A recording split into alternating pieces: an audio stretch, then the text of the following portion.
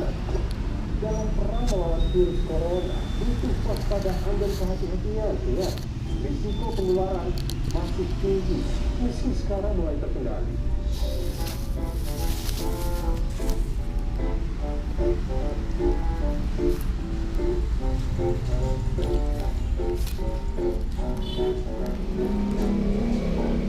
Hingga Minggu 10 Oktober, ada 83 orang teridentifikasi positif COVID-19 dari klaster Pon Papua.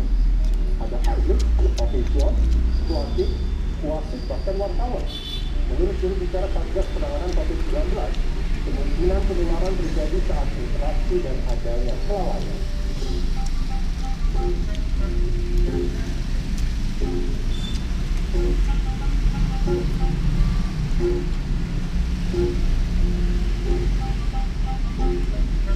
Soal kehati-hatian dari Pon Papua, ada yang ditangkap kabur dari isolasi. Di tempat lain, ada yang kabur beneran dari karantina. Katanya dibantu oknum tentara. Apa kata Menkes soal orang yang begitu?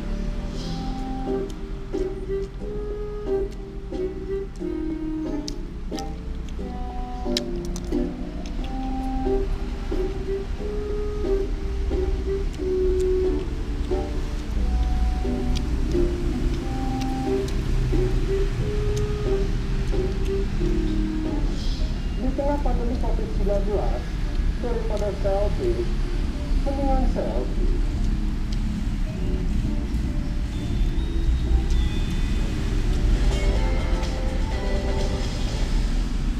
Sampai di sini Gusnas, sampai jumpa.